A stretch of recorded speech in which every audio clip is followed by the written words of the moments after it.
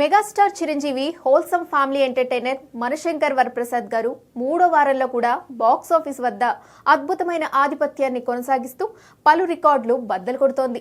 Book my షోలో all time number 1 regional film గా నిలిచిన ఈ సినిమా 15వ రోజుకే 3.6 మిలియన్ టికెట్లు అమ్ముడై ఇప్పటి వరకు ఉన్న సంక్రాంతికి వస్తున్న 3.5 మిలియన్ రికార్డును అధిగమించింది. ఈ ఘనతను సాధించిన ఫాస్టెస్ట్ రీజనల్ ఫిల్మ్ గా వరప్రసాద్ రికార్డ్ క్రియేట్ చేసింది.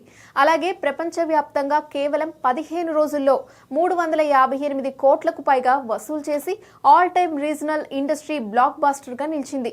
అటు ఉత్తర అమెరికాలో $3.5 మిలియన్ మార్కును దాటే దిశగా దూసుకుపోతోంది. దీంతో నార్త్ అమెరికాలో చిరంజీవి అనిల్ రావిపూడి కెరీర్ లో all time highest premiere grosser గా నిలిచింది. తెలుగు రాష్ట్రాల్లో డే 5, డే 7, డే 14 నాటికి ఇండస్ట్రీ హైయెస్ట్ గ్రాసింగ్ రికార్డ్స్ తన పేరిట రాసుకున్నారు మెగాస్టార్. అంతేకాదు కేవలం 6 రోజుల్లోనే బ్రేక్ ఈవెన్ సాధించి డిస్ట్రిబ్యూటర్లు, ఎగ్జిబిటర్లకు భారీ లాభాలు తెచ్చిపెట్టింది ఈ సినిమా.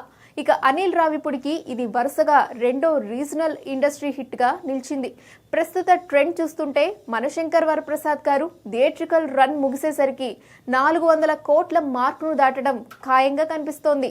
మొత్తంగా all time regional industry blockbuster తో మెగాస్టార్ చిరంజీవి తన బాక్స్ ఆఫీస్ స్టామినా ఏంటో మరోసారి నిరూపించారు.